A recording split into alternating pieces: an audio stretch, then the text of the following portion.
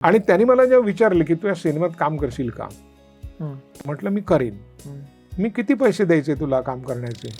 दातार नावाची कुठली बाई हे गाणं म्हणेल, चिचो चिचे गनेरिया दो तेरिया दो मेरिया. माझ्याकडे शब्द सामर्थ्य नाही, माझ्याकडे कल्पनाशक्ती तोकडी पडते, म्हणून माझी नाटकं 2 तास 2.25 तास. आणि कारण काय द्यायचं, लोक येत नाहीत. तुम्ही आम्हाला सांगितलं का नाही, लिखाणाबद्दल संस्कार का नाही केले आमच्यावर, विचारांचे संस्कार का नाही केले, कुठे मिस झालं. गजा उठ, रामा आला तर म्हणाले हे काय, राम आणि गजा हे काय, दुसरे कुठली नावं नाही. अरे मांडीला मांडी लावून बसलो. तरीच मग आजपासून म्हणतो ही मांडी ओळखीची कशी वाटते, अजून याला ओळखत नाही. कारण काय आहे, राज्यकर्ते कधीच कलाकारांच्या बाजून नसतात. म्हटलं लाच लाच मागता तुम्ही माझ्याकडे, लाच, असं मी ओरडलो. सिनेमाबद्दल तू बोललास आत्ताच्या, आपण आता नाटकांबद्दल बोललो. मराठी सिरियल बद्दल, छोट्या पडद्याबद्दल तुझी बोलायची इच्छा आहे?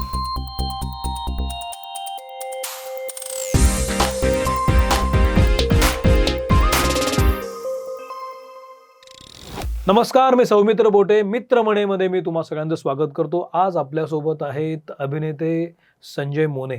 संजय दादा, मी तुझं खूप स्वागत करतो मित्रमणेमध्ये. नमस्कार. गेले अनेक महिने मला तुझ्याशी बोलायचं होतं. याचं कारण मी तुला फॉलो करतोच. तुझा सोशल मीडियावरचा वावर मला विशेष आवडतो. याची 2 कारणं. एक, तू जे लिहित असतोस, म्हणजे हा जे लिहितो ह्याला मी अरेतुरे करतो, कारण संजय दादा आहे म्हणून. तर त्याला एकदा धैर्य लागतं, एक तू जे लिहितोस निर्भीडपणे, आणि दुसरा ब्रिलियन्स लागतो जो ह्याच्याकडे आहे. आणि अशी खूप कमी माणसं आहेत ज्यांना त्याच्यातला इंटेलेक्ट कळतो, आणि मला तो नेहमी खुणावत असतो. म्हणून तुला मी आज इथं बोलवलंय. शरद पोंक्षेनी मधल्या काळामध्ये स्नेह पोंक्षेबरोबर सिनेमा करायची पोस्ट टाकली, आणि मग त्याच्यावर तुझी पोस्ट होती की मी या सिनेमात काम करतोय, कारण नथुरामच्या वेळेला त्यानं जे काही केलं होतं तो लोकांच्या मागं लागला नव्हता वगैरे वगैरे. तर ती पोस्ट मला फार, म्हणजे मी अडकलो तिथं. कारण तू सरळ साधी पोस्ट करू शकला असतास की तू माझा मित्र आहे म्हणून मी त्या सिनेमात काम करतोय, पण तसं तू केलं नाहीस. तू त्याला एक रेफरन्स दिलास आणि ते पुन्हा अधोरेखित करून सांगितलंस की त्यानं काय केलं नाही. हे असं का सांगावं असं वाटतं एखाद्या लेखकाला? नाही, काय आहे माहिती आहे का सौमित्र, तुम्हाला सांगतो की शरद पोंक्षे माझा जुना मित्र आहे. बरोबर. तो गंमत म्हणजे कशी असते बघा, म्हणजे की छोटी मोठी कामं करत होता तो. मला वाटतं BST मध्ये नोकरीला होता, छोटी मोठी कामं करत होता अगदीच. एकदा एका माझ्या नाटकामध्ये तो बदली भूमिका करायला म्हणून आला होता. अगदीच छोटा रोल, नगण्य म्हणावा असा, म्हणजे लांबीच्या दृष्टीने. तो आला आणि म्हणाला मला काहीच नीट कल्पना नाही आहे, जेमतेम 1 तालीम मिळाली, पण तू दुसऱ्या प्रयोगाला होता, तू काळजी करू नकोस, तू ऐकत राहा फक्त मी काय सांगतो ते. आणि मग मी असा तो बोलायचा आणि पुढे हो असं म्हणायचं की तो पुढे व्हायचा, वाक्य बोलायचा, पाठ होतं चूक ओळ, मग तो माझ्याकडे वळायचं, मग मी बोलायचं. असं करत त्यांनी तो सगळा प्रयोग केला. लोकांना काही कळलं नाही. हे प्रयोगच चालू हा चालू हो प्रयोग. थँक्यू. अरे म्हटलं आभार कसले मानतो सर, तू माझ्यावर उपकार केलेस वेड्या. तू तुझं काम करून चुकला असतास, गेला असतास, तुला कोणी बोललं नसतं, लोकांना हे दिसलं नसतं. मी एका मोठ्या भूमिकेत होतो, लोक म्हणाले ते ह्याला अक्कल नाही, एवढे प्रयोग करून ह्याचा पाठ होत नाही, हा चुकतो कसा. तर मी तुझे आभार मानले पाहिजे. त्यानंतरही तो छोटी मोठी कामं करत होता. आणि म्हणजे कदाचित त्याच्या मनात एकदा असंही आलं असावं की अरे आपण चुकत तर नाही होत ह्यात येऊन, त्यापेक्षा आपण नोकरीच्या तिकडे जर काही पुढचं केलं तर हे आलं असावं. एवढी परिस्थिती होती. हा, म्हणजे अगदीच छोट्या भूमिका करत होता तो. आणि एक दिवस विनय आपट्याने त्याला नथुरामच्या भूमिकेसाठी निश्चित केलं, आणि तिथून त्याच्या आयुष्यामध्ये 360 अंशामध्ये बदल झाला. तो संपूर्ण बदलला. ती भूमिका करता करता करता त्याच्यामध्ये काय होतं ना, मूळ त्याच्यामध्ये असणारच, ती कुठेतरी नाही गाठ बसलेली असते. बऱ्याच कलाकारांमध्ये ती गाठ असते, माझ्यामध्ये असेल. ती गाठ एकदा निघाली ना की तुम्ही मोकळे होता. जसं पु ल देशपांडेंच्या एका पुस्तकात आहे की त्याच्या आयुष्यातला बोळा निघाला, पाणी वाहत झालं सखाराम घटनेच्या बाबतीत. तर तसं कुठेतरी त्याची गाठ निघाली असेल, तो बोळा निघाला असेल. मग पुढे प्रयोग आला. तर पहिल्या प्रयोगाला आम्ही गेलो होतो, कारण शरद आपला मित्र आहे. मित्र. आणि ते जे सगळं बघितलं त्यानंतर त्याच्यावरती जे काही प्रसंग ओढवत होते आणि त्या ह्याच्यात तो ते करत होता. आता ते तुम्हाला पटेल न पटेल, हम्म. ती प्रणाली पटेल न पटेल, हम्म. पण तो काम उत्कृष्ट करत होता. हो. ही तर कादर आहे, काळ्या दगडावरची रेग. हो. परंतु हे सगळं सहन करून त्याला काय मिळणार होतं? त्या भूमिकेने एक नाव मिळणार होतं. बरोबर. ती काही अशी कुठल्या राष्ट्रपुरुषाची भूमिका नाही की जी करून त्याचं नाव असं कुठेतरी जाईल. हो. पण त्यांनी ते करताना जे काही धैर्य दाखवलं, ते धैर्य खूप कमी लोक दाखवतात. खूप कमी लोक दाखवतात. ह्याच्या आधीचं अगदी ठळक उदाहरण सांगायचं म्हणजे सारंग काकांचं, कमलाकर सारंग, हम्म. त्यांनी जे धैर्य दाखवलं सखाराम बाइंडरच्या बाबतीत, हम्म. ते अतुलनीय होतं. त्याचं श्रेय बाकी सगळ्या लोकांना मिळालं, पण त्या नाटकाचे ते निर्माते होते, दिग्दर्शक होते. हम्म. त्यांनी ते धैर्य दाखवलं. ते धैर्य बरेचसे लोक दाखवत नाहीत. मी नाही दाखवलं. हम्म. आणि त्यांनी मला जेव्हा विचारलं की तू या सिनेमात काम करशील का, हम्म. तर मी त्याला, त्याच्या मुलाचा मला फोन आला. म्हटलं मी करीन. हम्म. मी किती पैसे द्यायचे तुला काम करण्याचे? तो म्हणाला, नाही म्हटलं, तुझ्या वडिलांचं त्याला जे विचार. धैर्य आहे हां. इतकं अतुलनीय आहे की त्याची परतफेड कशानेच होऊ शकत नाही.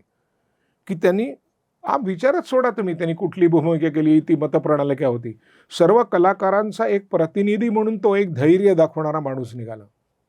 त्याच्या आधी सारंग काका होते, ते लेखक आणि दिग्दर्शक म्हणून, दिग्दर्शक आणि निर्माता म्हणून त्यांनी भयंकर धैर्य दाखवलं. तर हे धैर्य तू दाखवलंस, तर आम्हा इतर कलाकारांकडून तुला काहीतरी मिळावं म्हणून तू मला विचारलंस ना, मी तुला विचारणार पण नाही भूमिका काय आहे, किती लांबीची आहे, मी किती पैसे द्यायचे एवढं सांगतो त्या काम करण्याबद्दल. आणि मग मी त्या सिनेमात काम करायला जाणार. अगदी अगदी अगदी छोटी भूमिका आहे, एका दिवसाचं काम आहे. याच्यामध्ये मी जेव्हा शरद पोंक्षेंची मुलाखत घेतली होती, नथुराम आता आपण थांबूया असा काहीतरी विषय होता तेव्हा, तर त्याच्या मनात एक सल होती. आता हा विषय निघाला म्हणून मला आत्ता आहे की नथुराम इतकं चाललं नाटक, त्याचे प्रयोग झाले, पण त्याला कुठलंच पुरस्कार मिळाला नाही त्या भूमिकेसाठी, किंवा आपल्याच इंडस्ट्रीतल्या अनेक लोकांनी ते नाटक पाहिलंच नाही. का तर बाबा ते गांधी हत्येचं समर्थन करतं किंवा नथुरामाचं समर्थन करतं म्हणून, म्हणजे आपल्याला प्रिन्सिपली ते पटत नाही असं म्हणून. हे तुला किती पटतं असं हे नाटक न पाहणं, किंवा त्याला कुठलाच पुरस्कार न मिळणं अशी एखादी कलाकृती आली तर? चूक आहे, चूक आहे. तुम्ही हलवायाशी वैर धरा, हलवायाशी वैर धरा, त्याला शिव्या घाला, त्याला वाटेल ते करा, पण मिठाई प्रेमाने खा, मिठाईशी वैर करू नका. त्याने उत्तम काम केलं होतं, उत्तम काम केलं होतं, द्या त्याला पुरस्कार. अभिनय आवडला यासाठी कुठल्याही परीक्षकाला प्रतिगामी म्हणणार नाही कोणी, निदान तसं म्हणून नाही, आपल्याकडे तशी प्रथा नसावी बहुतेक, पण त्याला दिला पाहिजे होता पुरस्कार. केवळ त्याच्या त्या धैर्यापायी तरी त्याला एक विशेष पुरस्कार द्यायला पाहिजे होता. काम तर तो उत्तम करायचाच. बरं, त्याचे मी पहिला प्रयोग बघितला होता, त्यांनी आत्ता जो शेवटचा प्रयोग केला त्याही प्रयोगाला मी गेलो होतो.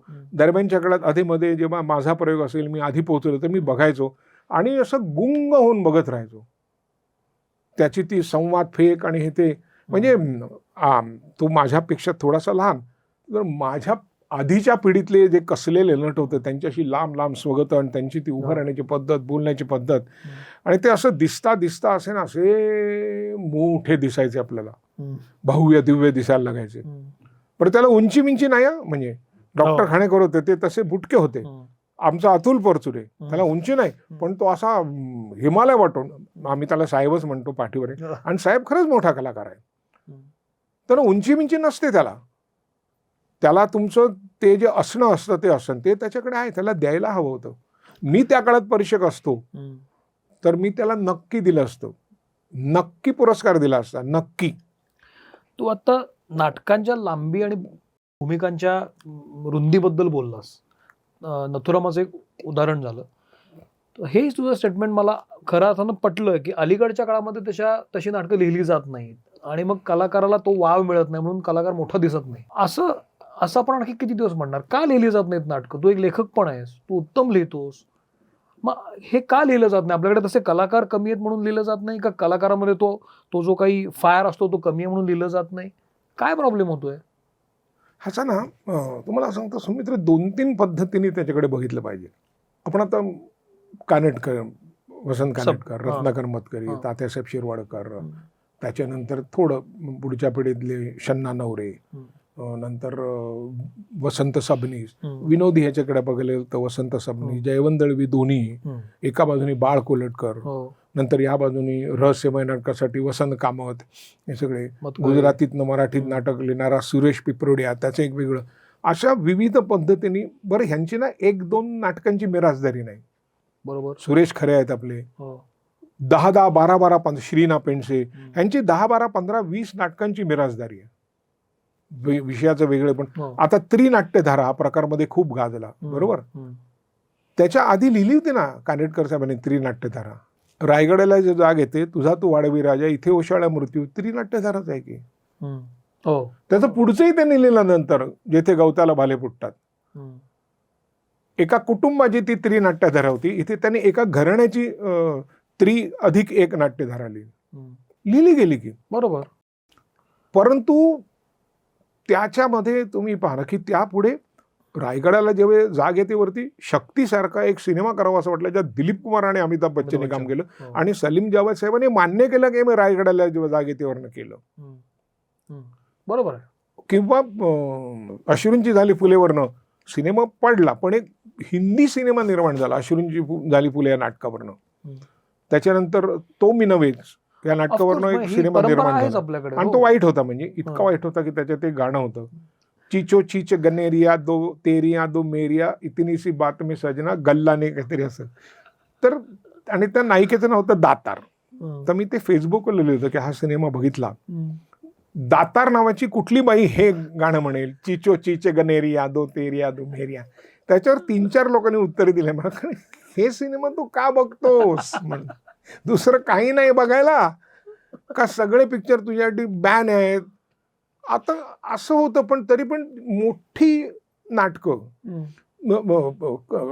व्यक्तिरेखा मोठ्या नाही म्हणत मी, सखाराम बांडर छोटी व्यक्तिरेखा, एवढं मोठं नाटक लिहिलं आहे. एक साधा प्राध्यापक आडगावात आलेला आणि त्याच्याकडे असलेला गुंड मुलगा, त्याचं एक नाटक पाहिजे जातीचे, केवढं मोठं नाटक आहे. किंवा त्या काळामध्ये मध्यमवर्गीय वस्तीमध्ये थोडेसे जास्त पैसे मिळावे म्हणून वेश्या व्यवसाय करणारी स्त्री, ह्याच्यावरचं एक नाटक विजा मेहतानी त्यात काम केलं होतं, मला उत्तर होतं की. बाकी इतिहासकार भानू काय, किंवा गणपतराव बेलवलकर आहे, किंवा ताराबाई मोडकांवरचं ते नाटक दिलीप प्रभावळकर रीमा करायचे ते काय, अग्निपंख काय, केवढे मोठे विषय होते ना, बरोबर. हो, आता ज्याला रहस्यमय असं म्हणू थोडं, तर दीपस्तंभ 3 तास चालणारं नाटक, सूडकथा, त्याच्यानंतर रहस्यकथा, सूडकथा, प्रेमकथा, असं रमले मी. मोठी नाटकं, 3 तासाची नाटकं. 3 तासाच्या नाटकामध्ये होतं काय की प्रत्येक व्यक्तिरेखा शेवटपर्यंत खुलवायला लेखकाला वेळ मिळतो, बरोबर. खरंच वेळ मिळतो. 2 अंकी नाटकामध्ये होत नाही. आले वडील, विनोदी नाटक असेल तर वडिलांची टिंगल होते. तुझ्या वडिलांची टिंगल करण्याच्या आयुष्यात मनात तरी आलं होतं का तुमच्या की आपल्या वडिलांची टिंगल करावी? माझ्या तरी मनात आलं नव्हतं. नाही, ऑफकोर्स. किंवा नाटकांमध्ये वडिलांच्या खांद्यावर हात टाकून पंच मारला, पंच शक्य नाही. हे नाही पटत. काही काळ लोकांना बरं वाटतं ते थिल्लरपणा, पण मोठ्या प्रमाणात ते नाही पटत, खरंच नाही पटत. आणि नंतर काही काही नाटकं अशी निर्माण झाली ना की त्यांनी रंगभूमीवर बेशिस्त पसरवली, पिढ्यानपिढ्या टिकणारी. याच्यामध्ये एक वेगळे, ज्यांनी आयुष्यभर मूळ नाटकं लिहिली, कशावरही आधारित नाही, म्हणजे भाषांतरित नसलेली. माझ्या मते मराठीत 2च नाटक करायचे आहेत. हा, आता कुठल्या तरी पिंपळखेड गावचा एक प्राध्यापक सदा फुले वगैरे असेल, त्याने एक नाटक लिहिलं असेल ते सोडा, पण त्यांनी वारंवार नाटकं लिहिलेली आहेत. ते हे जयवंत दळवी, कसे कोणी चोरीमारी नाही, आणि बाळासाहेब कोलटकर, त्यांच्या नाटकांची तुम्ही हे काय ते लाठी मागून लाट, अरे हो, पण त्या काळामध्ये ते किती परिणामकारक होतं. त्या काळामध्ये लोकांच्या काळजाचा ठाव घ्यायचं, ते काय सुंदर होतं ते. एका बाजूनी मधुकर तोरडमल नाटक लिहायचे, काळेबेट लालबत्तीपासून तरुण तुर्का म्हाताऱ्यापासून गुड बाय डॉक्टर, हे जे सातत्याने काळाबरोबर लेखक बदलतात, काळाबरोबर विषय बदलतात, पण मग आता मोठे विषय विषय नाहीये, काय शक्य नाहीयेत. काळाबरोबर बरोबर काळ बदलला, काळाबरोबर लेखक बदलले, बरोबर. 60 मिनिटाचा तास हा खाडीलकरांच्या वेळेला तेवढाच होता, आणि माझ्या वेळेला तेवढाच होता. मग त्यांना 3 तास लिहावंसं कसं वाटत होतं? मला काय वाटत नाही, कारण मला येत नाही लिहिता. मला त्या व्यक्तिरेखा फुलवता येत नाहीत, माझ्याकडे शब्द सामर्थ्य नाही, माझ्याकडे कल्पनाशक्ती तोकडी पडते, म्हणून माझी नाटकं 2 तास, 2.25 तास. आणि कारण काय त्याचं? लोक येत नाहीत. मग आत्ता शरद पोंक्षे नाटक करत होता, शिरुजा प्रभुदेसाई, आणि हिमालयाचे 3 सौंदर्य. तास 20 मिनिटं चालायचं. व्यवस्थित त्या नाटकाला उत्पन्न होतं. प्रयत्नच नाही करायचा मोठं नाटक लिहायचा. एकदा लिहून मोकळे झाले ना. बरं, दरम्यानच्या काळात काय झालं होतं ना, की हे असे ऑक्टर नाके वगैरे यांच्यावरती सगळे निर्माते आले होते. आणि सेल्स टॅक्स मधला ऑफिसर मग असे निर्माते आले होते. काय कशासाठी आले होते देव जाणे. त्यांना काय, त्यांना श्यामची आई आणि आमची शाईक आहे, दोन्ही एकच. त्यांना सांगितलं की ते दांडेकर नावाचे गृहस्थ होते, श्याम नावाचे, त्यांच्या आईवरचं नाटक आहे, तर ते श्यामची आई करणार. आणि त्यामुळे दांडेकर नावाचे गृहस्थ होते, त्यांनी एक शाईचं दुकान काढलं, कॅमलिन नावाचं, त्याच्यावरचं नाटक आहे आमची शाही, म्हणून ते दोन्ही करणार. अशा पद्धतीचं पूर्वी काय होतं ना, मोहन वाघ काय किंवा तोंडवळकर काय, हा ना, नाटक कळायचं. तोंडवळकर साहेबांचा मी एकदा इंटरव्ह्यू घेतला होता. मी म्हटलं, मोहन काका तुम्ही कुठल्या प्रकारची नाटकं करता? तर ते म्हणे, मी गोष्ट नसलेली नाटकं मला आवडतात. म्हणजे त्यांनी मूळ ह्याच्यावरच घाला घातला होता, गोष्ट नसलेली नाटकं आवडतात. का? नाही, ते गोष्ट असली मग गोष्टीत लोक गुंततात, मग तुला ते त्या व्यक्तिरेखेचे कंगोरे नाही मिळत तपासायला. गोष्ट नसलेली नाटकं पाहिजेत म्हणाले. तर गजेंद्र याचं नाटक केलं होतं मी, शेवग्याच्या शेंगा. त्याला गोष्टच नव्हती. 3, 4, 5 पात्र एकमेकांना भेटतात आणि त्यांच्यावरती आपापसातले त्यांचे परस्पर नातेसंबंध, नाटक संपलं. गजेंद्र याला काही गोष्टच नाहीये. मग म्हणून तर बरं, मला आम्ही 30 दिवस रिहर्सल केल्या आणि मला आश्चर्याचा धक्का बसला की लोकांना ते नातेसंबंध गोष्ट वाटत होती. त्यांनी ते नातेसंबंधांमधले जे काही खेळ होते ते गोष्ट म्हणून मान्य केले होते. त्याचा आम्ही शेवटला प्रयोग केला, तो काही कारणांनी पुढे बंद झालं. तेव्हा 1.25 लाखाच्या वर उत्पन्न होतं, जेव्हा 250 आणि 300 रुपये तिकीट होतं. म्हणजे आजच्या हिशोबामध्ये 2.5 लाख वगैरेच्या आसपास उत्पन्न असेल तेव्हा. आता ना काय होतं सौमित्र, तुम्हाला सांगतो, त्या भूमिका लिहिल्या जात नाहीत. बरं, असं नाही की त्या ताकदीचे नट नाहीयेत, आहेत की. आज ऑलरेडी प्रसाद ओक आहे, जितेंद्र जोशी आहे, त्याच्यानंतर तो मृणाल कुलकर्णींचा मुलगा आहे, अशी नवीन अगदी. आणि त्याच्याही थोड्या वरचे आहेत. गिरीश ओक आहेत आपल्याकडे. मोठी रेंज आहे आपल्याकडे, आहे, खूप आहेत. मग लेखक कमी पडतात? हो, दुर्दैवाने हो, लेखक कमी पडतात आणि ते अपुरं, मला ते अपुरं वाटतं. मग ते 7 महिन्याचं मूल जगवल्यासारखं ते नाटक तालमीत जगवल्यासारखं वाटतं. पूर्ण नाटक पाहिजे, पूर्ण नाटक. 1 तास मध्ये 1 अंक, 50 मिनिटात दुसरा अंक. एखादं नाटक चालतं, याचा अर्थ असा नाही की तो नियमच राहायला पाहिजे तसा. मोठ्या मोठ्या भूमिका लिहिल्या जात नाहीत, कारण मोठ्या मोठ्या भूमिका लिहिण्याची ताकद हल्लीच्या लेखकांमध्ये नाही. आणि काय होतं ना, की मला मतकरी साहेब एकदा म्हणाले होते गप्पा मारताना, रोज लिहायचं. म्हटलं असं कसं लिहायचं? मी लिहितो रोज. म्हणजे मी रोज लिहितो. म्हटलं काय लिहिता? सुचेल ते. आणि मग नातं फाडून टाकायचं. म्हटलं असं किती दिवस? 5 दिवस, 6 दिवस, 7 दिवस. 8व्या दिवशी फाडायला लागत नाही आणि त्याच्यानंतर पुढे कधीच फाडायला लागत नाही. मध्ये एखाद दिवस येतो, पुन्हा फाडायचं, पुन्हा सुरू. बरं, असं सांगणारा माणूस काय होतं, पोकळ विधानं करत नाही. केवढं मोठं आहे त्यांचं. भयकथा म्हणा, रहस्यकथा म्हणा, प्रेमकथा म्हणा, कादंबरी म्हणा, नाटक म्हणा, चित्रपट म्हणा, काय काय काय काय, मुख्य म्हणजे बालरंगभूमी काय लिहिलंय त्यांनी, काय लिहिलंय.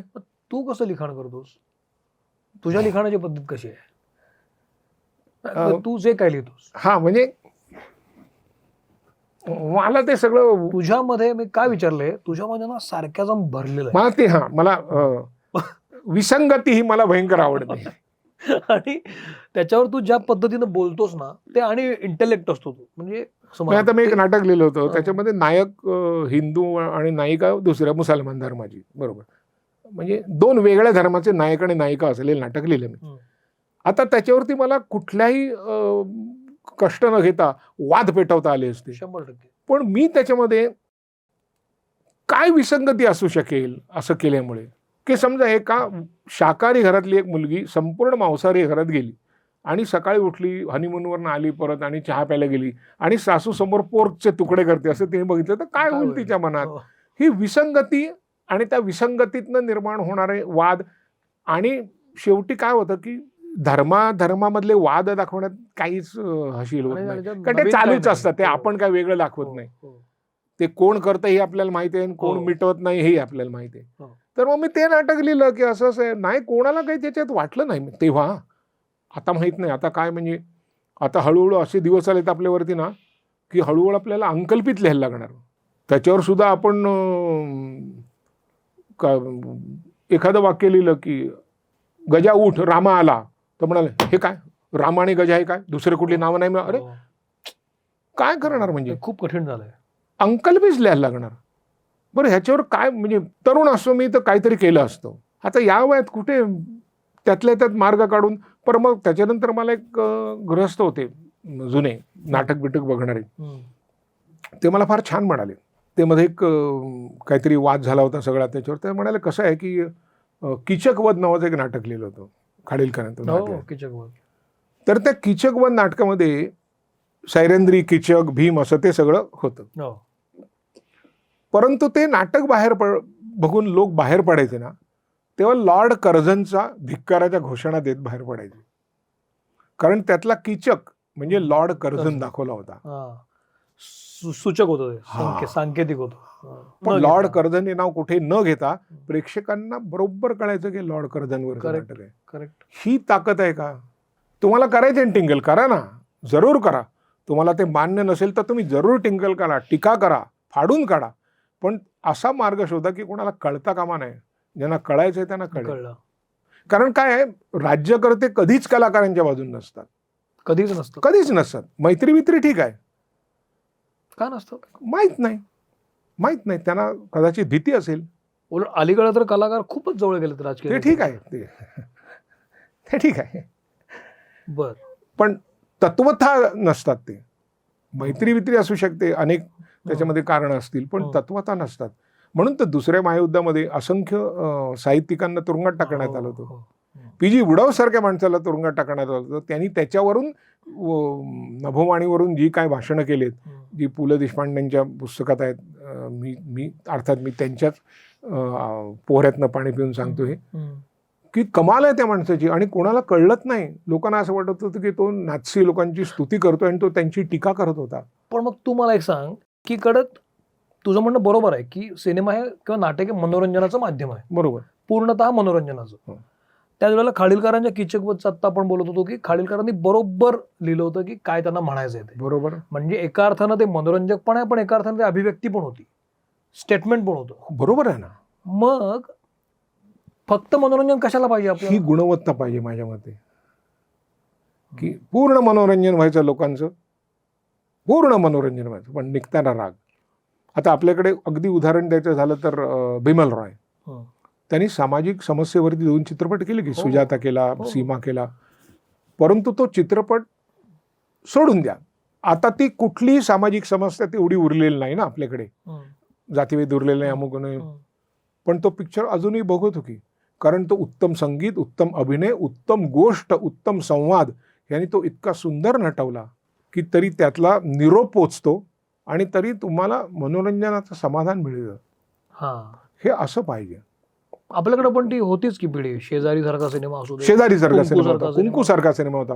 मनोरंजन कुठे कमी होते? ते अगदी साधं, तो मी नव्हेच, एखादा माणूस फसवतो अमुक तमुक तमुक, काय मनोरंजन कमी होतं ते? अगदी. पण जो निरोप जायचा ना बरोबर, किती झालं, 2-1 हजार तरी प्रयोग झाले असतील त्याचे. 1962 सालपासून तर बाबा म्हणजे पणशीकर करत होते. पण मग तू इतक्या नव्या पिढीसोबत काम करतोय, इतकी तुझी सगळ्यांबरोबर ओळख आहे, सगळ्या लेखकांबरोबर ओळख आहे, तू स्वतः नाटकं लिहितोस, तुझं वेगवेगळ्या पद्धतीने लिखाण करतोस, तू बोलत नाहीस या नाटककारांची की काय प्रॉब्लेम होतोय, का नाही लिहिलं जात आहे? नाटककारांना अभ्यास करायचा म्हणजे असं काय करायला लागतो? अभ्यास, वाचन, अथक वाचन. आता वाचनाचा मग प्रतिभा काय म्हणशील? आहे ना, ती आहेच. ती आहे. म्हणजे वाचन करावं असं वाटणं हा प्रतिभेचा एक मूळ भाग आहे ना. म्हणजे असं आहे ना, की मटका नावाचा एक प्रकार आहे. त्या मटक्यामध्ये आकडा असतो, त्या आकड्यावर पैसे लावतात. बरोबर. ते चढत्या क्रमाने असतात, हो. म्हणजे 3, 5, 7, 2, 8, 9 बरोबर. हो. त्याचा अभ्यास करणं एक गोष्ट आहे, पण हे चढत्या क्रमाने आहेत हे तरी माहिती असायला पाहिजे ना. त्या प्रतिभेचं मूळ आहे ना ते. आता मी तरुण मित्रांशी बोलतो ना, माझ्या जितेंद्र जोशी उत्तम लिहितो, उत्तम लिहितो. क्षितिज पटवर्धन आहे, समीर विद्वंस आहे, उत्तम लिहितात की काय का. रंगा आमच्याच वयाचा आहे, पण तो काय होतो, किती बुद्धिमान माणूस आहे तो. समस्या दुसरी अशी मला वाटते ना, की आम्हाला कोणी ना कोणीतरी सांगितलं, मार्गदर्शन केलं आणि आम्ही त्यांच्यातनं हळूहळू घडत गेलो. मोठे मोठे कलाकार बघितल्या मोकळं, त्यांनी काय सांगितलं. आमच्या पिढीने पुढच्या पिढीला काही शिकवलं नाही, कारण दरम्यानच्या काळात आयुष्य इतकं वेगवान झालं होतं ना, की त्याच्याशी जुळवून घ्यायला वेळच नाही मिळायचा. पूर्वी आता मी किती महत्वाचं बोलतो. अभिजात नावाची एक संस्था होती, त्याच्या अनंत काणे नावाचे निर्माते होते, माझ्या बाबांचे मित्र होते. म्हणजे आई बाबा वगैरे पण नाटकातनं काम करायचे चांगल्यापैकी, म्हणून तर मला हे थोडंसं करावंसं वाटलं. तर डॉक्टर घाणेकर त्यांचे ठरलेले नायक, रावते काका नंदकुमार रावते ठरलेले दिग्दर्शक, आणि चौपाटीला त्याची तालीम बिर्ला क्रीडा केंद्र. 1.5 महिना तालीम चालायची. एवढा वेळ होता बरोबर, पण त्याचा परिपाक काय होता. 500 प्रयोग, 700 प्रयोग, 800 प्रयोग, 1000 प्रयोग. आता आलं 15 थांब थांब थांब थांब त्यात नाही मला हे उद्या मी हे लिहून आणतो, परत मी ते लिहून आणतो. साशंकता. आता साधी गोष्ट आहे, तू चित्रपटात आता भूमिका करतोस, समजा तुला एका नागालँडमधल्या एका टोळीच्या नायकाची भूमिका असेल, तर तुला शक्यच नाही ना ते काय करणं वगैरे. पण समजा तू तुझ्या वाचनाच्या दरम्यान नागालँडमधली जी काय भाषा असेल त्या भाषेत काही पुस्तकं असतील, त्यातल्या पुस्तकांचं वाचन केलंस, तर त्या पुस्तकाचं वाचन करताना ते लोक काय बोलतात, कसे बोलतात, याचं तुला एक चित्र निर्माण होतं तुझ्यासमोर. त्यातून तू ते घेतोस. बरोबर. याचा अतिरेक नाही करायचा. म्हणजे ते टॅक्सीवाल्याची भूमिका करतो, तर टॅक्सीवाल्यांवर राहून कसं होईल त्यांच्यासारखं, कारण लोक टॅक्सीवाल्यांकडे इतके बघत नाहीत. शेवटी तुम्ही काय काम करता, लोकांना माहिती आहे तू टॅक्सीवाला नाही आहे, पण तू काय काम करतो असं त्या नाटकाकडे बघतात. आता सती जायची भूमिका असेल, सतीवरचं चित्रपट असेल, सती प्रथा बंद आहे, कसं कळणार तिला, कसं कळणार. म्हणजे मग आपल्या अंगभूत नैपुण्यावरच ते केलं पाहिजे ना. ते उगाच काहीतरी फाटके तुटके कपडे घालून भूमिका करणं मूर्खपण आहे, मला नाही आवडत. तसं दुसरी गोष्ट आहे, म्हणजे भूमिकेत झोकून दे. बुवा बाजी कतलं झोकून द्यायचं. ज्या काळामध्ये लोखंडाच्या कांबीनी घरं बांधत नव्हती, त्या काळातल्या एका भूमिकेत मी आहे. बरोबर, मला लोखंडाची काम वगैरे काय माहीत नाही, आणि मी असं काम करताना असं वर बघितलं आणि काम खाली येते, तर मी भूमिकेत झोकून देऊ का स्वतःला दुसरीकडे झोकून देऊ. पण हे खूप एक्झॅगरेशन आहे असं मला वाटतं. हेच आहे. मी असा बाहेर 15-20 मिनिटानंतर मी त्या भूमिकेतून बाहेर पडलो. बरं चल, भूमिकेतनं मेकअप रूममध्ये आलास, असा बसला, 500च्या नोटांची तुला गड्डी दिसली, पण तू मला सांग, तू उचलणार की नाही. मग तू पडलास ना भूमिकेतनं बाहेर. कलाकाराची सायकोलॉजी म्हणजे काय. आता एक खूप मोठ्या सिनेमाचं शूट सुरू आहे आत्ता, कालचीच गोष्ट आहे, आणि त्यातला जो मुख्य नायक आहे तो हिंदी कलाकार आहे, हिंदी सिनेमा आहे. तर त्यातल्या भूमिकेसाठी त्यानं मांसाहार वर्ज्य केलाय. आता तो मांसाहार करत नाही, तो पूर्ण काही वेळ शाकाहार करणार आहे. का तर त्याचं काहीतरी कारण असेल. आता हे हा भूमिकेत झोकून देण्याचाच एक प्रकार वाटतो मला, स्वतःला त्या पद्धतीनं करणं कदाचित. हे तुला थोडतांड वाटतं सगळं. काय बोलताय तुम्ही. अरे मांसाहार सोडून 40 वर्षाची त्याची जी एक पिंड घडलेला आहे, तो 7 दिवसाच्या मांसाहार सोडून, आणि मांसाहार सोडून काय होणार, काय होणार, काय किंवा तामसीपणा त्याच्यातला कमी होणार. बरोबर, 25 वर्ष तो मांसाहार करतोय, 7 दिवसात सोडून तामसीपणा कसा कमी होईल. झोकून कसे देता तुम्ही. तुझं म्हणणं आहे अभिनय मूलतः हा अभिनय, आणि तुमची व्यक्तिगत जी काय जडणघडण ही वेगळी असतेच आणि असलीच पाहिजे. हो, नाहीतर मनोरुग्णाचं काम करून वेडावेन मी झोकून देऊन 1-2 महिन्यांनी. तुम्हाला त्यातनं कायम बाहेरच राहिलं पाहिजे. तुम्ही बाहेर राहून त्या भूमिकेत शिरल्याचा आभास निर्माण करणं, सस्पेन्शन ऑफ डिसबिलीफ म्हणतात. Coming back to a point, लेखनाबद्दल आपण जे बोलत होतो की मोठे मोठे कॅरेक्टर्स फुलवणं जे असतं ते होत नाही, ह्याचा डायरेक्ट परिणाम कलाकारांवर होतोय ना. कलाकार एस्टॅब्लिशच होत नाहीये, किंवा नाही होत आहेत. हा केवढा मोठा काय म्हणत डॅमेज आहे नाही होतात. हानी आहे ती, प्रचंड मोठ्या प्रमाणावरती हानी आहे. लोक हुशार असतात, ते नाही आहेत हल्ली नाटकाला, नाही आहेत. कोणीतरी घ्या ना सगळं जनमताची कौल घ्या, लोकांना विचारा काय लागतं तुम्हाला. एखादा प्रशांत दामले जो 30 वर्ष एकाच पद्धतीचं करतो. नाटकाचे प्रयोग आखून बेतून व्यवस्थित करून करतोय, त्यांनी ती लोकांना चटक लावली. करेक्ट. बरोबर. हो. म्हणजे कसं होतं की एखाद्या गोष्टीची चटक लागते, भेळपुरी खायची चटक लागली म्हणून पोट भरत नाही ना त्यांनी. आता तो ते करतो, त्याचे इतरही गोष्टी त्याला कारणीभूत आहेत. कारण त्याची काम करताना त्याची जी काही हे असते अंगातली नैसर्गिक एनर्जी म्हणा, तो जे काय म्हणत असतो ते कधी त्याचं नाव कुठल्या वादात येत नाही. लोकांना माहिती आहे. कधीही कुठे त्याच्याबद्दल अद्वा गैर ऐकू येत नाही. कधीही तो लोकांशी कायम अदबीने वागतो. हे कुठेतरी पसरतं लोकांमध्ये. सभ्य शीर्षक कलाकार, जेंटल सुपरस्टार. तुम्ही विचारा, कोणालाही विचारा की प्रशांत दामलेबद्दल काय म्हणा, एकदम सुपरस्टार आहे पण एकदम मस्त डाऊन टू अर्थ. तर आम्ही पण डाऊन टू अर्थ होतो, पण आमची अर्थची लेवल थोडी वेगळी आहे. त्याला काय करणार, त्यांना अर्थच सापडत नाही. त्यांना अर्थच नाही. म्हणजे आता येतात लोक काहीतरी विचारतात मूर्खासारखं, आम्ही त्यांना उत्तर देतो. किती वेळा ऐकून घेणार. सिनेमा पण एक वेगळं माध्यम. मग तू बोलता बोलता बोललास की तू कुठले तरी सिनेमे पाहतोस आणि मग लोक म्हणतात तुम्ही काय पाहता, तू काय बघतोस, तुझ्या आयुष्यातले सिनेमा नाटकांचं स्थान काय आहे, काय बघत असतोस तू काय? नाही नाही, हे असे सिनेमे बघतोस ना, म्हणजे वोमॅन नाही वगैरे, गंमत त्याच्यात गंमत असते. एक सिनेमा होता, त्या सिनेमामध्ये एक माणूस सैन्यातला अधिकारी, तो असा पडलेला असतो आणि काय हालचाल होत नाही, काय नाही शरीराची. मग दुसरा एक माणूस त्याच्यासमोर येतो आणि तो राष्ट्रगीत म्हणू लागतो आणि तो मृत्यूशय्येवर मरणाच्या पंथाला बसलेला माणूस हळूहळू असे पलंगावर पाय हलवायला लागतो. काही वेळानं तो परेड करायला लागतो, काही वेळानं तो उठतो आणि तो तिथून निघून परेड करत निघून जातो. गंमत आहे याच्यामध्ये. अरे काय गंमत आहे, म्हणजे मला सुचू कसं शकतं. सुधीर जोशीने एक मला किस्सा सांगितला होता, खरा खोटा माहित नाही. एक नायिका असते, तिचा एक खलनायक पाठलाग करत असतो. पाठलाग करत करत करत ती अशी कोसळून पडते आणि नायक हसतो. मला एक कळत नाही, म्हणजे बलात्कार करताना हसतो का माणूस आधी? म्हणजे हे सगळं विनोदी वाटतंय म्हणून का आपल्याला पैसे मिळणार नाहीत काय, नुसतं म्हणून उद्वेगाने हसतो, कशाने हसतो, का हसावं? अरे कर ना, तो काय बलात्कार कर, मोकळा हो ना, करू, हसतो कशाला तू? करेक्ट. तो हसतो असा. तर असं पुंगी वाजू लागते. तर ती अशी नायिका पडलेली असते, तिच्या बाजूने एक बीळ असतं, त्या बिळातनं एक साप येतो. तो साप आल्यानंतर तो त्या असं करून खलनायकाला पळवून लावतो. पळवून लावल्यानंतर ती नायिका आपली ओढणी फाडते आणि त्या नागाचा जो फणा आहे त्या फण्याला ती ओढणी बांधते. गुजराती चित्रपट होता. त्यानंतर तो नाग बिळात जातो आणि बाहेर येतो आणि येताना इथे 2 रुपयाची नोट असते ती तिला ओवाळणी म्हणून घालतो. चल, सुधीर जोशीने सांगितलं होतं, मला नाव आता आठवत नाही. असे जर तुम्ही दाखवायला लागले, तू असं कशाला बघतो? अरे मजा येते.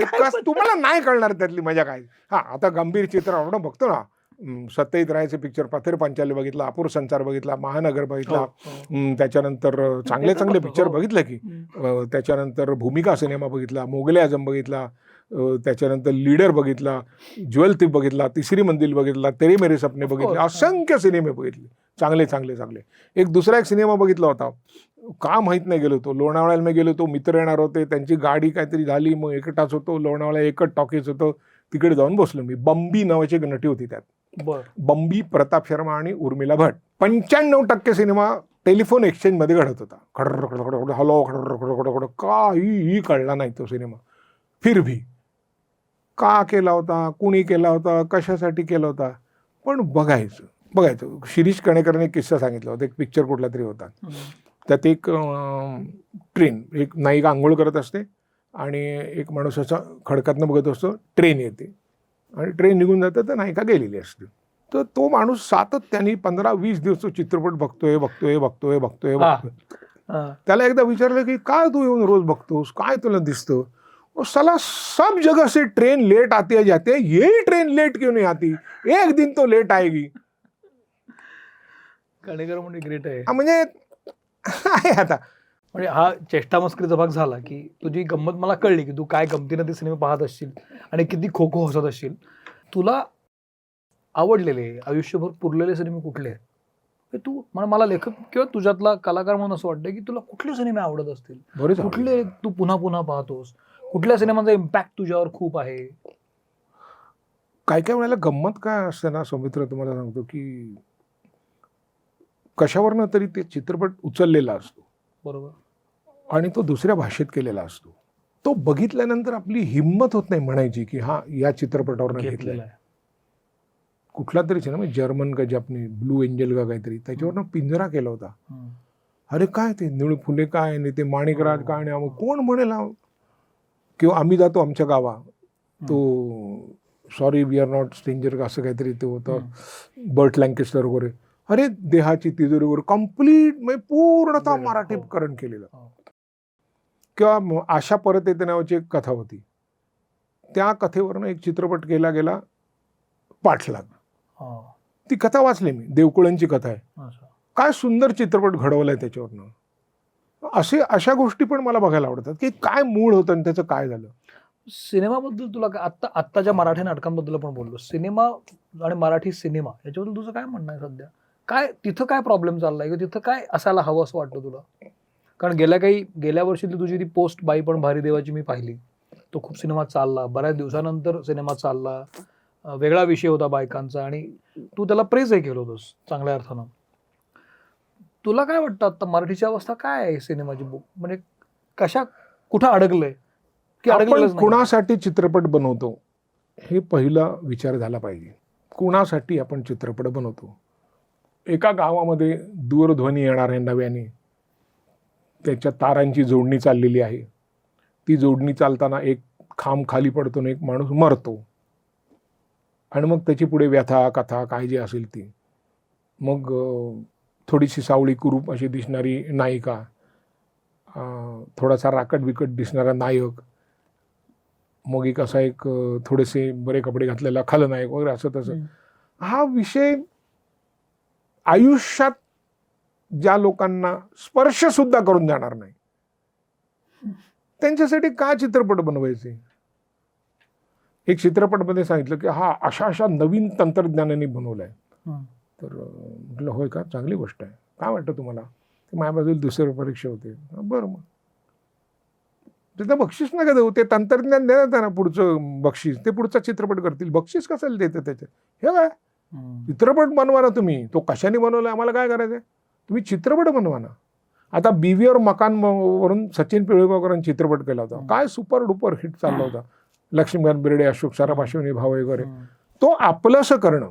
आता आपलंसं करणं म्हणजे काय की त्याचं कोण प्रेक्षक वर्ग येणार आहे हे गणित तुम्हाला जमलं पाहिजे, हे तुम्हाला लेखक म्हणून जमलं पाहिजे, तुम्हाला दिग्दर्शक म्हणून जमलंच पाहिजे. म्हणजे मी असं नेहमी म्हणायचो की चित्रपटाचं मूळ हेतू, नाटकाचा मूळ हेतू हा मनोरंजन हा असला पाहिजे. बरोबर. याचा अर्थ असं नाही की नुसतं मनोरंजन. बरोबर. किंवा मग मनोरंजन करायचं ना तर मग मच्छिंद्र कांबळी वस्त्रांमध्ये करायचे किंवा दादा कोंडके विच्छामध्ये करायचे, त्या टोकाचं जाऊन करा. अशोक सराफ आणि राजाभाऊ गोसावी डार्लिंग मध्ये करायचे, त्या टोकाचं मनोरंजन जाऊन करा. मध्येच कुठेतरी मनोरंजन, मध्येच कुठेतरी माणूस रुमाल काढतं, हे नका करू. एक तर त्याला पिळेपर्यंत रडवा आणि स्वतः रडत राहा कोणी आलं नाही म्हणून, नाही तर धमाल चांगला विनोदी चित्रपट निर्माण करा. चित्रपटाला येणारा जो प्रेक्षक वर्ग आहे तो तुम्हाला कळलाच पाहिजे. पूर्वी चालायचे ना, एक गाव 12 भानगडी, संपूर्ण ग्रामीण सिनेमा होता, संपूर्ण ग्रामीण चित्रपट होता. 92 आठवडे चालला होता शहरामध्ये. म्हणजे त्यांनी त्याचा लसावी मसावे म्हणतात तो घेतला होता. करेक्ट. मग याच्यामध्ये सिनेमाबद्दल तू बोललास आत्ताचा, आपण आता नाटकांबद्दल बोललो, मराठी सिरियल बद्दल, छोट्या पडद्याबद्दल तुझी बोलायची इच्छा आहे की? माझी ताकद नाही तेवढी, माझी लायकी नाही तेवढी बुद्धिमत्ता नाही मला, तेवढा महान मी नाही. माझं एवढं म्हणणं नव्हतं. पण मला हे विचारायचं आहे की सिनेमा, नाटक, टीव्ही या सगळ्या स्तरांवर आपल्या हातातनं निसटते काय रे? कधी आत्ता हा मग खूप काही कधीच निसटलंय. सुटलंय. हो कधीच निसटलंय. आता चालली ती धडपड, कुतरओढ. आणि आता ही नवीन नवीन मुलं आहेत ना, हीच त्यातनं आपल्याला बाहेर काढू शकतील. आज क्षितिज पटवर्धन, समीर विद्वांस या लोकांनी काहीतरी लिहिलं पाहिजे. श्वेता पेंडसे आहेत नवीन, त्यांनी काहीतरी सणसणीत लिहिलं पाहिजे. त्यांनी लिहिलं पाहिजे. आता ते 38 कृष्णवेला नाटक आहे, 2च तासाचं नाटक आहे. आता ते 2 पात्रांचं आहे आणि दोघे उत्तम काम करतात, म्हणून ते एक मोठं नाटक बघितल्यासारखं वाटतं. परंतु एक अजून ते मोठं नाटक व्हायला पाहिजे. त्याच्यातले जे आळोखे पिळोखे असतात ना, ते अजून आले पाहिजे. की एक लफडा सदन नावाचं नाटक होतं. त्या लफडा सदनमध्ये माझे काही मित्र काम करत होते सुरुवात. शशिकांत निकते काम करायचे. तर ते म्हणाले की त्या नाटकामध्ये इतके प्रवेश होते आणि इतके वेळा जात यायचं की आम्ही विंगमध्ये लिहून ठेवलं होतं कुठल्या वाक्याला कोण येतो, कुठल्या वाक्याला कोण येतो. इतकी गर्दी गडबड, इतकी गर्दी गडबड, इतकी गर्दी गडबड, इतकी गर्दी गडबड. तुफान विनोदी नाटक. त्यात दुसऱ्या अंकामध्ये शशिकांत निकते होते. ते आज जायचे आणि असा सरकता दरवाजा होता. ते काहीतरी जेवण, आणि ते एवढंच म्हणायचे, जेवण जवळ जवळ तयार होत आलंय, झालं की वाढतो आणि बंद करायचं. पुढे पुढे ते लोकांना इतके आपल्यात घेऊन गेले की ते उघडायचे जेवण एवढंच आणि लोक बोलायचे. इतकं त्यांना गुंतवत न्यायचे ते. हा त्यांच्या बरं त्यांनी हेही केलंय. त्यांनी कनेक्शन नावाचं नाटक केलंय, डबल डेकर नावाचं नाटक केलंय आणि माधवराव पेशवे पण केले. मी लहान होतो पण अख्ख्या प्रेक्षागृहातनं त्यांचं प्रवेश झाला आणि असं झालं. इतकं सुंदर काम, इतकं देखणं काम.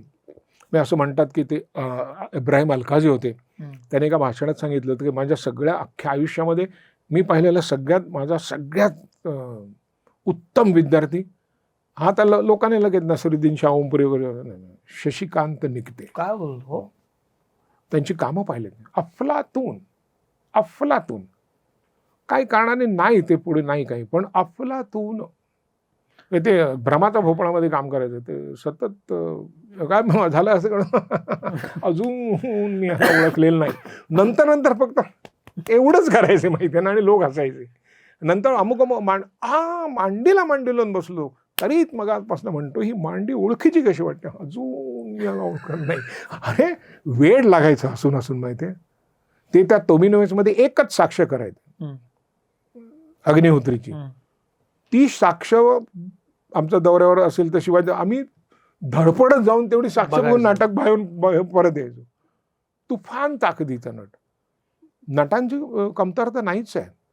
उत्तम काम करणारे. चित्रपटात सुद्धा अधूनमधून तुम्ही बघा, सचिन खेडेकर बहारदार काम करून जातो. प्रशांत दामले नाटकामधून तुम्हाला इकडे तिकडे बघायला देत नाही असं काम करून जातो. अतुल परचुरे एकाच वेळेला तरुण तुर्का म्हाताऱ्यावर करतो, त्याच वेळेला बेदुणे 5 करतो, त्याच वेळेला नातीगोदी करतो आणि कुठेच असं जाणवत नाही. अतुल परचुरे हा आम्हाला सगळ्यांना वरिष्ठ नट आहे म्हणून आम्ही त्याला साहेब म्हणतो. त्यांनी ते आगरकरांच्या पुतण्याचं काम केलं होतं. टिळक आणि आगरकरमध्ये काय काम केलं होतं. तो एकटा असं वाटत होता. आणि आमचे जयंतराव सावरकर की हे मूळ काळातले नट आलेत म्हणून. बाकीच्याने उत्तम कामं केली होती, पण तो होता कुठेतरी 2-5%, 1%, अर्धा टक्का अभिनय होता. आज की जितेंद्र जोशी, प्रसाद ओकाय उत्तम काम करतात. याच्यामध्ये पण तुझ्यामध्ये जो सारख्याच मला एक नाही चांगल्या अर्थानं विक्षिप्तपणामुळे, चांगल्या अर्थानं, वाईट नाही, पण तू वेगळा आहेस. तुझ्याशी बोलताना विचार करायला लागतो. तू काय बोलशील याचा नेम नसतो. म्हणजे चांगल्या अर्थानं तू अशा पण कोपरखाळ्या मारतोस की जे लोकांच्या डोक्यावरूनच जातात. हा जो एक तुझ्यातला स्वभाव हा कशामुळे आलाय मग? हा कुठून आलाय? खूप वाचनामुळे आलाय असेल, त्यामुळे आलाय, खूप वाचनामुळे. का जो सारख्याजम दिसतोय आजूबाजूला वाचलंय. दुसरं म्हणजे आमचा एक मित्रांचा असा एक हे संच, जे आम्ही 77, 78, 79, 80च्या आसपास एकमेकांना भेटलो, जे आजही आम्ही रोज भेटतो. ते तुमचे आपले गंगाविहारवाले. आणि ते सगळ्यांचं एक तो हा विचित्रपणा आहे. नाही सगळ्यांचा कुठे आहे. त्यातला सगळ्यांना बऱ्यापैकी मी ओळखतो. नाही सगळे तसेच आहेत. ते 4 चौकात बोलत नाहीत, तसेच आहेत ते. तो एकदा हार्मोनियम वाजवत होता आणि दुसरा असा आला आणि त्याने अशी कडी धरली. तर आमचा मित्र म्हणाला, ही काय तुला आडवी बस वाटतं. तो म्हणाल का हे NCPL गेलो तो काय म्युझिकचा कार्यक्रम होता, हे नुसती वाद्य. नाही रे, ह्या गात होत्या त्या गात होत्या, ते सांग ना. मग नंतर दुसरी वाद्य म्हणजे एवढं 3 तास, मग एकदा टिंग टिंग एवढं 3 तास असं, मग त्याच्यावर पुढे चालू चालू चालू चालू चालू चालू झालं. आणि तो आहे. मग कणेकर आमच्याबरोबर असायचे, सुधीर जोशी आमच्याबरोबर फिरायला असायचा. तुला कुठल्या गोष्टीची सल आहे का? तुला कुठल्या गोष्टीचा राग आहे का? तुझ्या काही काही कमेंट्स मधनं मला असं वाटतं की याला हे आवडत नाहीये, की ह्याच्यामधनं काहीतरी एक ठसठस ते यानं टाकलाय. उदाहरणार्थ म्हणजे उदाहरणार्थ अगदीच जसं आपण शरद पोंक्षेची पोस्ट बघितली नाही, त्यात तू लिहिलंच नाही की हा कधी मागे लागला नाही लोकांच्या, की यांनी मला कधी उचलून धरा असं सांगितलं नाही. आता ही सल आहे ना, काहीतरी आहे की आता जे आजूबाजूला घडतंय ते तुला आवडत नाही म्हणून तू ते टाकला असशील. असंही नाही. मी मुळात समाज माध्यमांचा वापर फारसा करत नाही. मी व्हॉट्सअप वापरत नाही, मी इंस्टाग्राम वापरत नाही, काहीच नाही. कारण तो ताप आहे डोक्याला. मला सल नाही, मला वाईट वाटतं की याच्या आहारी जाऊन लोक इतके आहारी गेलेत की त्यांनी तुमच्या भावना ती समाज माध्यम ठरवतात. तुम्ही काय काय विचार केला पाहिजे, कसा विचार केला पाहिजे, तुम्हाला ते असं ना टोचत राहतात चहूबाजूनी. ते काय रील म्हणतात ना, काय काय काय काय त्याच्यात असतं, टोचत राहतात ते. आणि ही पुढची पिढी आमच्यापेक्षा जास्त हुशार आहे. ही आजकालची 20-22 वर्षाची मुलं फार हुशार आहेत. 20 आणि 22 वर्ष आम्ही फक्त मूर्ख होतो. आमच्या पिढीत हिंमत नव्हती म्हणायची माझे वडील माझे मित्र आहेत. वेडा आहेस की काय, मित्र आहे काय काय? तुमच्यामध्ये होती हिंमत, माझे वडील माझे मित्र आहेत म्हणायची. आपले वडील आहेत यार ते. मग तर कधीतरी मारणारच ते तुम्ही चुकल्यानंतर. तुम्हाला समजावून तुम्ही नाही सुधारणार, तेवढं मला कळत होतं की मी समजावून सुधारण्यातला नाहीये. पण आता माझी मुलगी माझ्या गळ्यात हात टाकून म्हणते बाबा इज माय फ्रेंड म्हणून. हा काळ बदलतोय आणि हा बदलत्या काळाप्रमाणे माणूस बदलतोय, पण तो चांगल्यासाठी बदलला पाहिजे. तो नेमकं वाईट घेतो. समाज माध्यमातून हे करायचं, नेमकं वाईट काहीतरी उचललं जातं, चुकीचं उचललं जातं. त्यामुळे मी जे म्हटलं होतं ना की याचा परिणाम समाजावर होत नाही, तर चांगल्या गोष्टीचा होत नाही, वाईट गोष्टींचा नक्की होतो. चांगल्या गोष्टीचा होत नाही. एकच पहिला नाटक 12, 10, 15, 20 हजार प्रयोग झाले असतील, बरोबर.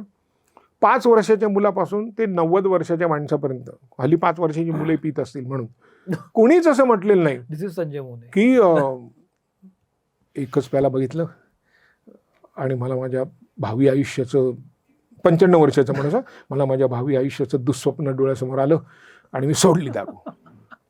त्याच्यावर मी काय म्हणेन, अरे 95 वर्षापर्यंत तू पितोयस, तुला काही झालेलं नाही, तर ते वाईट कशी? तर वाईट आणि आहारी जातात लोक त्याच्या.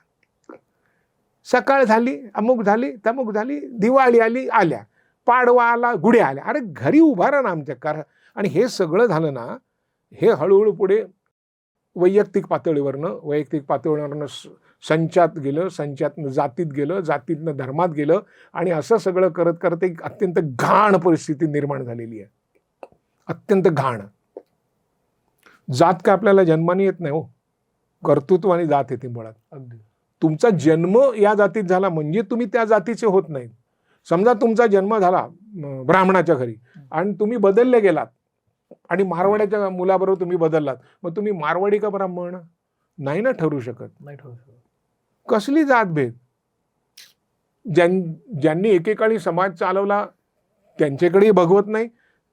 तो समाज ज्या लोकांना चेचत होता, त्यातून जे काही अत्यंत मोठी मोठी भारतरत्नाच्या ताकदीचे लोक निर्माण झाले, त्यांची अवस्था बरोबर नाही. कारण दोन्ही ठिकाणाहून कुठेतरी काड्या टाकणं चालू आहे. मला वाटलं तर विमको कंपनी अंबरनाथची बंद झाली तर काड्या टाकणं बंद होईल, पण नाही, जोरदार काड्या टाकणं चालू आहे.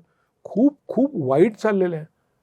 आणि ह्याच्यातनं आपण काय बाहेर कसं पडायचं असं म्हणजे निर्णायकी अवस्थेसारखं झालंय आणि घेरलं गेलंय आपण.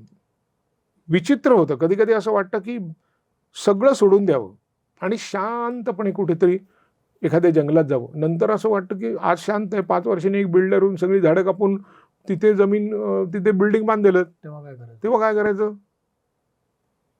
कुठलंही काम करायला गेलं की मी एका कामासाठी गेलो होतो आणि तिकडे गेलो तर म्हणाला, बघा ना साहेब काहीतरी अमुक तमुक. काय माझं डोकं खसकलं म्हटलं. म्हटलं लाच मागता तुम्ही माझ्याकडे, लाच, असं मी ओरडलो. अहो नाही मी कुठे मागता मी म्हणून त्यांनी काम करून दिलं. प्रत्येक वेळेला कुठे ओरडलो? कारण एकदा माझ्यासारखा निगरकट्टा, त्याच्या निगरकट्टा तो म्हणाला हो मागतोय पुढे, दिली नाही तर काम होणार नाही. काय करणार तू? बरं, गंमत अशी आहे की लोक शिव्या देतात. ते कशासाठी देतात बहुतेक वेळेला माहिती आहे ना, त्यांच्यासारखे पैसे खायची संधी आपल्याला मिळत नाही म्हणून मी शिव्या देणारे लोक आहेत. म्हणजे तो माणूस अत्यंत सज्जन आहे, कारण संधी मिळाली नाहीये. तसा आहे. या सगळ्याला काय पर्याय काय दिसतो तुला? हे सगळं कसं थांबणार आहे? कुठून सुरुवात करायला पाहिजे? मग मला असं वाटतं तुम्ही आम्हाला सांगितलं का नाही? लिखाणाबद्दल संस्कार का नाही केले आमच्यावर? विचारांचे संस्कार का नाही केले? कुठे मिस झालं? चूक आहे ना, आमच्या पिढीची मोठी चूक आहे ती, मान्य करतो मी. आम्ही आधीच्या पिढीतनं आलेलं जे काही बरं वाईट होतं त्याचा जो काय आमच्या बुद्धीच्या मगदुराप्रमाणे वापर करून त्यातनं बाजूला केल्या गोष्टी, त्या आम्हाला सांगता आल्या नाही. आणि ते ज्या मार्गाने त्या वेगळ्या करतायत त्या मार्गावर तोडगा नाही आमच्याकडे. आपण जगतो व्यवस्थित, सगळं सुखात चाललं आहे. क्रेडिट कार्ड आहेत, जीपे आहे, त्याच्यानंतर म्युच्युअल फंड आहेत, अमुक आहे तमुक आहे, सगळं आहे, हे आहे ते आहे, सगळं आहे. Very difficult. शेवटी ना अंतरुण बघून हातपाय पसरावे हे जे आहे ना, म्हणून जेव्हा जागतिक मंदी आली तेव्हा सुदैवाने आपल्याकडे त्याचा जास्त फटका बसला नाही, कारण आपण बचत नियोजित आपले जीवन प्रवाह असतो, जगत असतो. अशाच काहीतरी आपल्या ज्या जुन्या गोष्टी आहेत त्याच आपल्याला ह्यातून वाचू शकतील किंवा निदान बऱ्या ठिकाणी नेऊ शकतील. वा. काय होतं ना की मतदानाच्या दिवशी आपण मस्त कुठेतरी जातो, मग तुम्हाला अधिकार होत नाही, उरत नाही. सगळे नेते भ्रष्ट आहेत म्हणून जगात पहिल्यांदा लाच दिली जाते, मग मागितली जाते. आता तुम्ही ठरवा, तुम्ही कुठल्या पहिली आहात की दुसरे आहात. या सगळ्या सिनारिओमध्ये तुझ्यासारख्या लेखकाला काय लिहावंसं वाटतं? काय असं काहीतरी असेल की त्यावर तुला लिहावंसं वाटतं, असं काहीतरी असेल की ज्यावर काहीतरी म्हणावंसं वाटतं किंवा एंटरटेन करावंसं वाटतं, असं काही उरलंय का की मला आता ह्याच्यावर लिहावंसं वाटतंय बाबा अजून? म्हणजे मला ती आशा वाटते. मग एक नाटक लिहिलंय मी. बर. 4 अंकी नाटक आहे ते. हो. 4 अंकी का तर हल्ली 25 मिनिटाच्या वर कोणी बघत नाही. जर रंगमंचावरती काळोख झाला की लोक लगेच मोबाईल व्हॉट्सॲप बघत असतात. खरी गोष्ट आहे. मला असं वाटतं, भीती वाटते की येत्या काही काळामध्ये वापरून असं पहिलं बोट असलेली पिढी जन्माला येईल. जसे कान आपले लहान झाले हळूहळू, एवढंच आहे बोट, घासून जसं शेपूट गळून गेलं तसं. आता याचा एक काहीतरी आजार निघालाच आहे सध्या, त्याला काहीतरी सिंड्रोम म्हणतात. ते सगळं सुरू होतं. म्हणून मग मी ते नाटक असं लिहिलं, सुरुवात शेवट अंक संपला, सुरुवात शेवट अंक संपला, सुरुवात शेवट अंक संपला, सुरुवात शेवट अंक संपला. आणि आयुष्यभर जगात अंतापर्यंत चालत आलेला विषय कुठला? स्त्री पुरुष संबंध. खरंच चांगलं. हो, सेकंड इनिंग असं त्या नाटकाचं नाव आहे. म्हणजे फर्स्ट इनिंग म्हणजे आपलं रेग्युलर होणारं लग्न, त्याच्यानंतर कोणाला वेगवेगळ्या पद्धतीने सेकंड इनिंग खेळायची असेल तर खेळा, मॅच चांगली होईल, रिझल्ट लागेल असं खेळा, बाकी धोक्याच्या बाबतीत मी भागीदार नाही. आता मग त्याच्यात काहीतरी वैचित्र्य पाहिजे, म्हणून मग पहिल्या नाटकामध्ये नायक आहे तो सरदारजी, कारण मराठी रंगभूमी सरदारजी आलेलं नाही. बरं, सरदारजी पुरुष आहे, सरदारजी व्यक्ती आहे, आणि एक स्त्री, म्हणजे स्त्री पुरुष त्यांच्यात हे आहेच. दुसऱ्या ह्याच्यामध्ये एक 40शीची स्त्री आणि तिच्याबद्दल भयंकर मोठं आकर्षण असलेला आणि तिला शेवटी वश करून घेणारा 22 वर्षाचा तरुण. हेही सगळ्या लोकांच्या मनात चालूच असतं, कबूल करत नाही कोणी. प्रत्येकाला 22व्या वर्षी 35-40 वर्षाची बाई मनात आवडत असते. त्यांना हिंमत असेल त्यांनी कबूल करा, कळवा आहे ना. नाही कळवणार कोणी, मला माहिती आहे. तिसऱ्या ह्याच्यामध्ये एक लेखक आहे, तो आपल्या बायकोला 8 वर्षापूर्वी सोडून गेलेला आहे दुसरीकडे. मग तिथे त्याला कळलेलं आहे की इथे 100 इंच पाऊस पडतो तर तिथे 102च इंच पडतोय, मग 2 इंचासाठी घर कशाला सोडायचं, म्हणून तो परत येतो. मग त्याची बायको त्याला तास तासते आणि त्याला शेवटी एक प्रश्न विचारते की तुझ्या मालिकेत तू एक वाक्य लिहिलंस की एकदा माणूस बाहेर उपहारगृहात जाऊन जेवला म्हणजे त्याचं स्वयंपाकघरावरचं प्रेम कमी होतं असं नाही. बरोबर? हो, बरोबर आहे. पण हेच जर बाई म्हणाली की आज स्वयंपाक करायचा मला कंटाळा आलाय म्हणून मी बाहेर जाऊन जेवते, तर तिला स्वयंपाकघराचा कंटाळा आला असं तुम्हाला म्हणता येईल का स्वयंपाक करायचा, त्याच्यावर तो उठून निघून जातो. आणि चौथ्या ह्याच्यामध्ये निवृत्त झालेले मोठे असे घटस्फोट झालेले बाप जोडी आहेत आणि त्यांना 2 मुलं आहे. प्रत्येक ह्याच्यामध्ये एक तरुण मुली एक तरुण मुली आहे की आजच्या पिढीला काय वाटतं प्रतिनिधित्व. आणि तो येऊन म्हणतात की आई बाबांचं डिवोर्स झालं म्हणजे काय झालं नेमकं काय. पण आपल्या ॲडमिशनच्या वेळेला एकत्र, नाव शाळेत घालायच्या वेळेला एकत्र, आपल्याला दोघांना छोटे छोटे घरं बघून दिली ती सगळी एकत्र. बरं आईच्या घराचं इंटिरियर चाललं होतं तर सुताराने दरवाजा बसवला म्हणून बाबा दरवाजा 2 दिवस झोपून होते. बरोबर, बाबांना त्यांच्या अंडरपॅन्टची साईज पण माहीत नाही कारण सगळी आई आणून देते. तर मग चल काय तर 1 मिनिट बाबा काय हो तुमचं काय माहीत नाही काय का माझ्या अंडरवेअरची साईज. इतके तुम्ही एकमेकावर अवलंबून तुमचा घटस्फोट का झाला. तर ते 2 वेगळ्या धर्माचे असतात आणि मग ते आपापले धर्म त्यांच्यावर लादतात. त्याच्यावर तो म्हणतो की शेवटी काय माहिती आहे ना, सगळा घोळ ह्या धर्मामुळे होतो. हा धर्म एकदा बदलला ना, बाजूला काढला ना, की सगळी जात जमात सुखात जगेल. धर्म घाण करतो सगळ्यामध्ये असं म्हणतो. हे कधी येते नाटक? आता बघूया त्याचं लिहून झालंय, तरी आहे, पूर्ण झालंय. वा. आणि मग ते म्हणतात की हो सगळं ठीक आहे म्हणून तुम्ही घटस्फोट घेतलात वगैरे सगळं ठीक आहे, पण तुम्ही ऐन उमेदीची वर्ष फुकट घालवलीत ना, तुम्ही किती एन्जॉय करू शकला आता. तो 1 मिनिट, तुम्हाला वाटतं तेवढे आम्ही दोघे मूर्ख नाही. तुम्ही किती जण आहात भावंड? ते म्हणाले आम्ही 2 जण. नाही, अजून एक तुम्हाला बहीण आहे, कळलं का? तुम्हाला माहीत नाही, ती दुसरीकडे शिकायला आहे. तर मग आता आम्ही असं ठरवलंय की दूर कुठेतरी जायचं आणि त्रास नाही करायचा.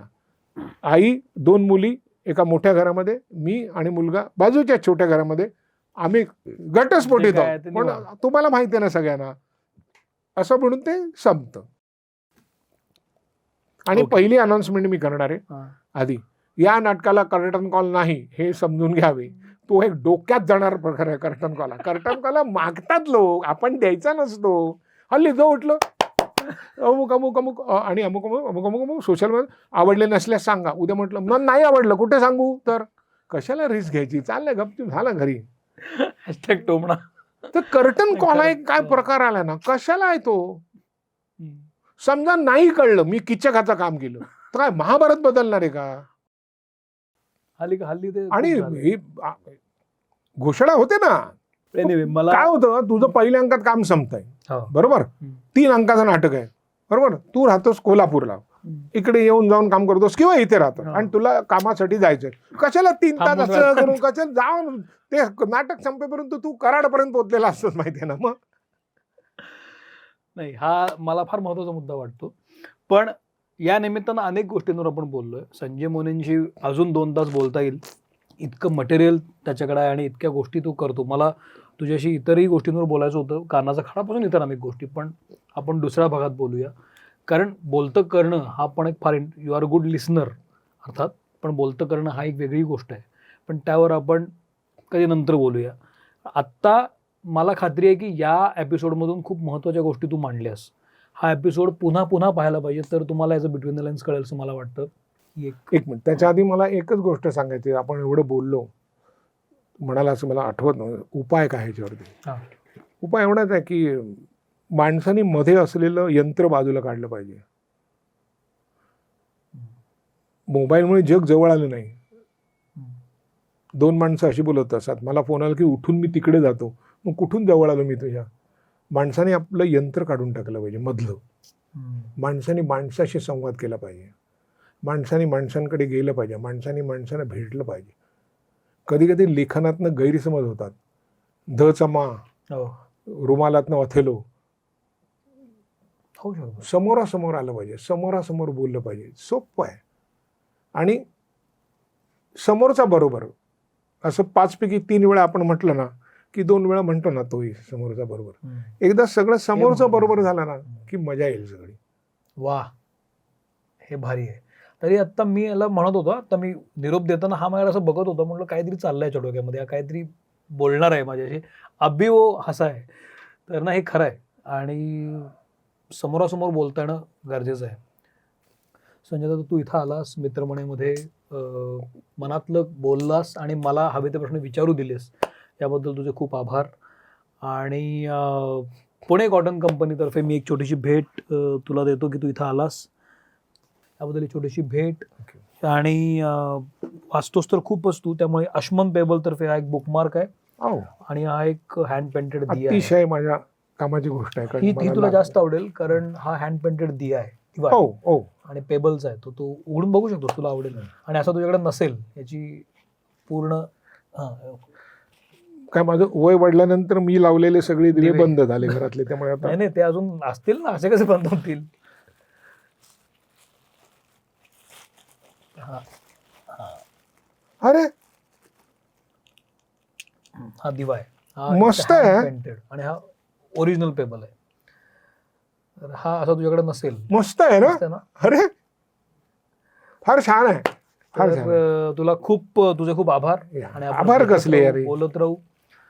मित्रमणीमध्ये हा एपिसोड कसा वाटला मला जरूर सांगा, व्यक्त व्हा. आणि मी जसं म्हणालो, चांगली माणसं जोडली जाणं फार महत्त्वाचं आहे आत्ताच्या काळामध्ये. तर आपण ती चांगली माणसं जोडूया. Thank you very much. भले ते घडो.